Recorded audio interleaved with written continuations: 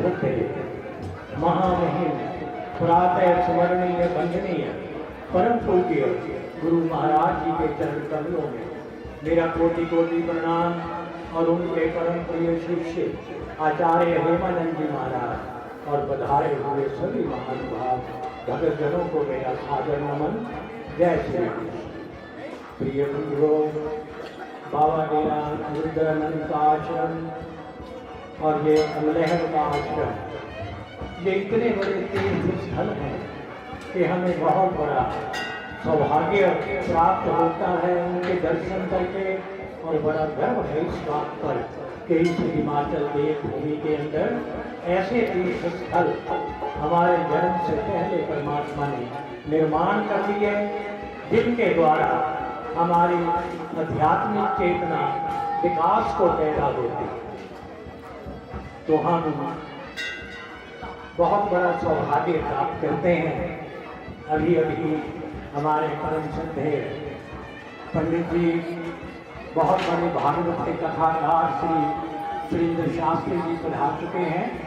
कथा का श्रवण होगा, उससे पहले मुझे कुछ हुक्म हुआ है गीता के किसी विषय पर कहने का, तो मैं 15-20 मिनट अपने लूंगा। बाबा डेरा विष्णु में अभी जो कार्यक्रम हमारा गीता पर चल रहा है उसमें वासुदेव सर्वम का विषय चला हुआ है कि वो परमात्मा ही सब जगह सब कुछ बना हुआ है। ये पुरुष और प्रकृति और जीव, ये एक परमात्मा का ही सारा समग्र स्वरूप है। इसी को वासुदेव सर्वम कहा जाता है। तो भक्ति के अंदर इसकी प्राप्ति होती है कि सब कुछ परमात्मा है। इस बात की प्राप्ति भक्ति के अंदर होती है। और ज्ञान के अंदर ये सारा परमात्मा आकाश की तरह व्यापक सत्ता, ये हमारा स्वरूप है, निराकार परमात्मा। इसकी प्राप्ति ज्ञान योग से होती है। और ये सारा जीव समुदाय इस दुनिया में जो बसा हुआ है, ये सारा परमात्मा का ही स्वरूप है। जीव भी आत्मा का अंश है और परमात्मा के टुकड़े नहीं होते। अंश से इसलिए कहा जाता है कि ये अहम के साथ जुड़ा है। जैसे मैं और हूँ कहते हैं अपने आप को, तो उसमें हूँ हमारा शुद्ध स्वरूप चेतन स्वरूप आत्मा है और मैं हमारा जड़ स्वरूप है जो हम मैं कहते हैं। ये भी हम अपने को मैं और मेरा कहते हैं, ये चीज जड़ है क्योंकि ये मन कह रहा है और हूँ आत्मा के स्तर पर है। इस बात को समझने से ज्ञान की प्राप्ति होती है और मुक्ति ज्ञान योग से बहुत जल्दी होती है। भक्ति में तो कन्हैया जाति की तरह और मीरा जी की तरह अनन्य भाव की प्राप्ति बड़ी देर से होती है, मगर भक्ति भी तभी कामयाब होती है जब हम ज्ञान को प्राप्त कर लेते हैं। पूज्य महाराज जी ने सारा जीवन गीता के प्रचार के लिए लगा दिया। मैं भी उनके आशीर्वाद से उनकी आज्ञा से काम करता हूँ। स्कूलों कॉलेजों में सब जगह जाके हम बच्चों को ये जागृत करते हैं। 1200 स्कूल कॉलेज में कर चुका हूँ और बच्चों के अच्छे संस्कार बने, क्योंकि माताएं भी बच्चों के बहुत अच्छे संस्कार बनाने की कोशिश में रहती हैं। तो बच्चों के अच्छे संस्कार तभी बनते हैं जब माता पिता उनको संस्कार देते हैं और स्कूलों में अध्यापकों के द्वारा भी उनको संस्कार दिए जाते हैं और पुख्ता किए जाते हैं, तभी हमारा समाज सुंदर बनता है। तो गीता एक ऐसा ग्रंथ है जो पूरे विश्व को सुंदर बनाने की काम करता है। गीता आत्मा की खोज कही जाती है। ज्ञान योग को ही अध्यात्म विद्या कहा जाता है, कर्म योग को भौतिक साधना कहा जाता है और भक्ति को आस्तिक साधना कहा जाता है। तो मैं छोटा सा टॉपिक लूंगा कि माँ भगवती का जो महालक्ष्मी का स्वरूप है वो क्रिया शक्ति है। विष्णु की क्रिया शक्ति है माँ लक्ष्मी, जो रजोगुण स्वरूप है, जिसमें सत और तम दोनों मिलकर रजोगुण बनता है। तो माँ भगवती की ये शक्ति हम नवरात्र में मेरी माताएं बहुत सुंदर तरीके से व्रत उपवास रख के माता का पूजन करती हैं ऐं ह्रीं क्लीं चामुंडायै नीचे। इस निवारण मंत्र में जप किया जाता है। ऐं इसमें सरस्वती माता को, वाणी को कहा जाता है, और ह्रीं महालक्ष्मी को कहा जाता है, जिसे माया कहा जाता है, और क्लीं काम को कहा जाता है, ये जो हमारी इच्छाएं हैं, हमारे अंदर इच्छाएं कामनाएं पैदा होती हैं, ये काम कहलाता है। तो कहते हैं कि जिस तरह ओम का स्वरूप है ब्रह्मा विष्णु महेश का, 3 गुणों का स्वरूप है ओम, इसी तरह इस ह्रीं शब्द को, महालक्ष्मी के स्वरूप को देवी प्रणव कहा जाता है। और ये देवी प्रणव 3 शक्तियों वाला है। क्रिया शक्ति की सुंदर शक्ति ह्रीं शब्द है, जिसके मायने हैं इच्छा, ज्ञान और क्रिया। ये 3 चीजें ही दुनिया का सारा काम करती हैं। आदमी के पास माता की कृपा से ही 3 शक्तियां हैं, करना, जानना और मानना। ये 3 शक्तियों से ही हम दुनिया के सारे काम करते हैं। यही शक्तियां मानव के पास हैं, यही शक्तियां 84 लाख जीवों के पास हैं। तभी ये संसार का ये सुंदर चक्कर चल रहा है। इन 3 शक्तियों को ही माया कहा जाता है। तो भगवान की कितनी बड़ी कृपा है कि उसने आदमी को अपनी प्राप्ति के लिए कोई बड़ा भारी काम नहीं दिया। जो आदमी कर सकता है वो भी दिए हैं। जो गीता के 3 योग, कर्म योग, ज्ञान योग और भक्ति योग, इसी को कहते हैं कि हमारा करना, जानना और मानना ही संसार का आधार बना हुआ है। हमारा करना क्या है? जो हम सारे जिंदगी के काम करते हैं। कोई आदमी ऐसा नहीं है जिसने कोई काम न किया हो या आगे काम ना करना चाहता। कोई आदमी ऐसा नहीं है जिसको कोई ज्ञान ना हो, जानता ना हो कुछ, और आगे जानकारी रखनी ना चाहता हो। तो जानना भी चाहता है, करना भी चाहता है। सैकड़ों हमारी मान्यताएं हैं। हमने अपने शरीर को मान लिया है, मैं शरीर हूँ, शरीर मेरा है, ये धन संपत्तियां, ये रिश्ते नाते मेरे हैं। तो ये मान्यता हमारी संसार की जो नाशवान वस्तुओं की है, ये मान्यता भी संसार के साथ मानने से होती है। हमारा भूमि पर कब्जा किस बात का है? हमारी मान्यता दृढ़ है, कब्जा उसी को कहते हैं। शादी होती है, पति पत्नी एक होते हैं, तो पति को परमात्मा माना जाता है। तो ये मान्यता का ही स्वरूप है कि परमात्मा स्वरूप है पति, और जिसको ये मान्यता है कि पति परमात्मा का स्वरूप है, उसका कभी तलाक हो नहीं सकता। ये तलाक जैसे अवगुण मानवता के अंदर भारत में तो कभी नहीं आए, ये अब आने शुरू हुए हैं। पति को परमात्मा का दर्जा दिया जाता है, और स्त्री माता लक्ष्मी का स्वरूप है, अत्यंत पूजनीय है दोनों। इसलिए यहाँ तलाक की तो नौबत ही नहीं है। परमात्मा से कोई तलाक ले सकता है? ये बात है, हमारी मान्यता से ही प्रेम पैदा होता है। सारे रिश्ते प्रेम पर आधारित हैं, मगर हमारी मान्यता कब पूरी होती है? जब हम परमात्मा से प्रेम करते हैं, अविनाशी तत्व को प्रेम करते हैं। प्रेम हमारा अविनाशी तत्व को करने से ही सफल होता है, वरना तो मोह रहता है।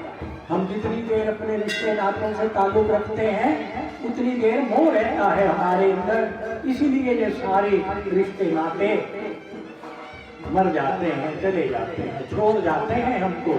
परमात्मा ऐसा रिश्ता है कि वो हमें छोड़ नहीं सकता। इसलिए एक ज्ञान का विरोध है संसार के साथ। संसार मिटता जाता है, छूटता जाता है, परमात्मा हमेशा रहने वाला है। इसलिए भक्ति का अनन्य भाव हमें चेतन सत्ता से परमात्मा से जोड़ना है, उसके निराकार साकार रूप को जानना।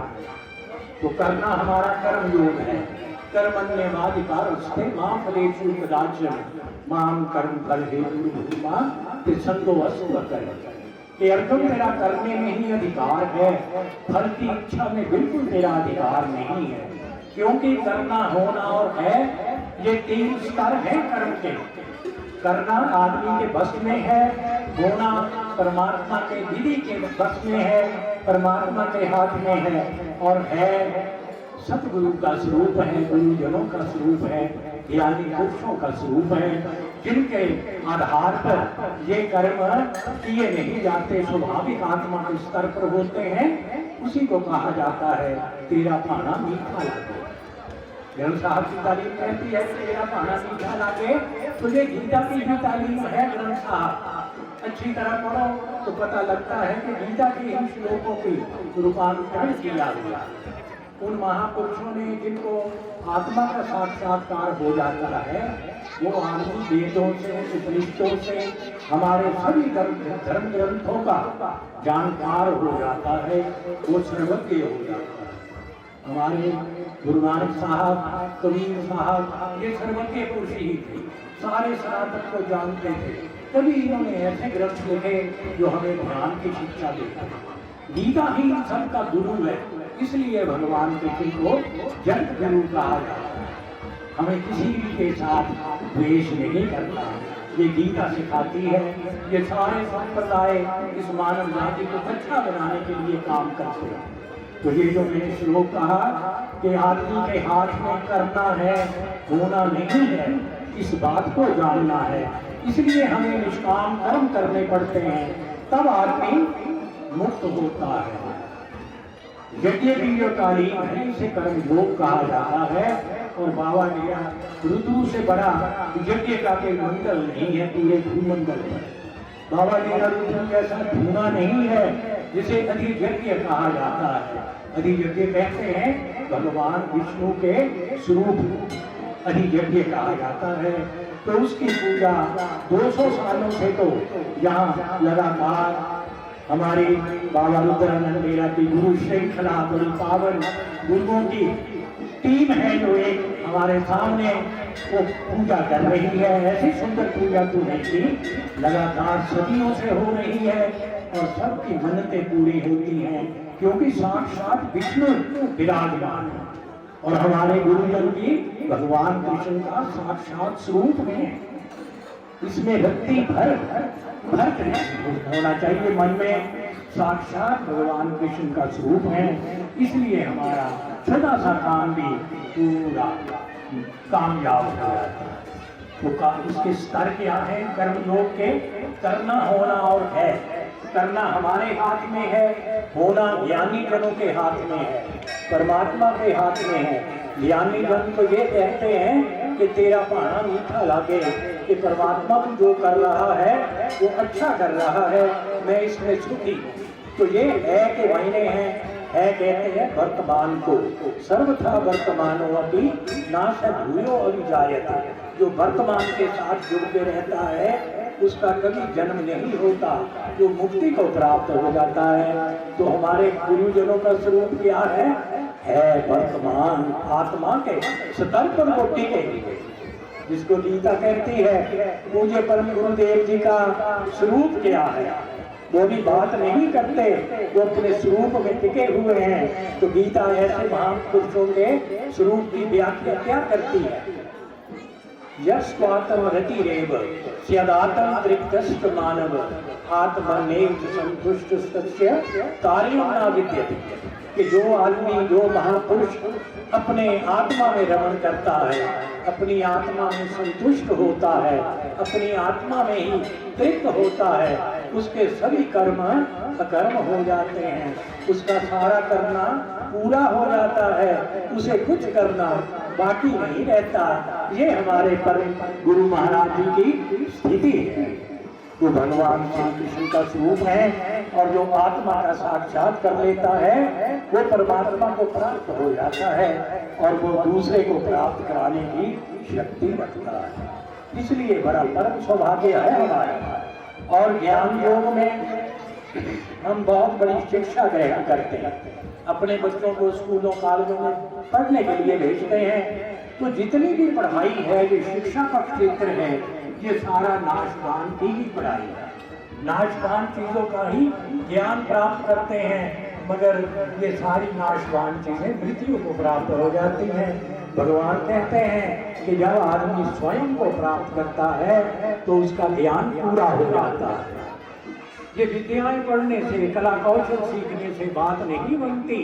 अभ्यास हमें किसी अवस्था तक ले जाता है, ज्ञान नहीं करा पाता। जितने मर्जी अभ्यास कर लो, जिससे ज्ञान नहीं होता। ज्ञान तभी होता है जब ये सारे पूरे विश्व को हम परमात्मा का स्वरूप देखते हैं। वासुदेव है सर्वम। मैं एक शायर हूँ, गीता के सैकड़ों श्लोकों की तर्जुमानियाँ मुझे करने का मौका मिला, तो 3 योगों के भाव अर्थ किया। उसमें मैंने लिखा है कि कर्म योग की निष्ठा समता, ज्ञान योग है आत्म सत्ता, भक्ति वासुदेव ही सर्वम, अविद्या मिटे अहंता ममता। हमारी अविद्या और माया कब मिटती है? जब हमारी मैं मिटती है। जब मैं मिटता है तो ये हूँ में ठहर जाता है, हूँ रह जाता है। हूँ हमारे आत्मा का शुद्ध स्वरूप है, और जब हूँ अकेला रहता है वो रह नहीं सकता। तो या तो मैं के साथ रहता है या अपने परमात्मा के साथ गुरु चरणों में रहता है, तो वो परमात्मा बन जाता है, वो है बन जाता है।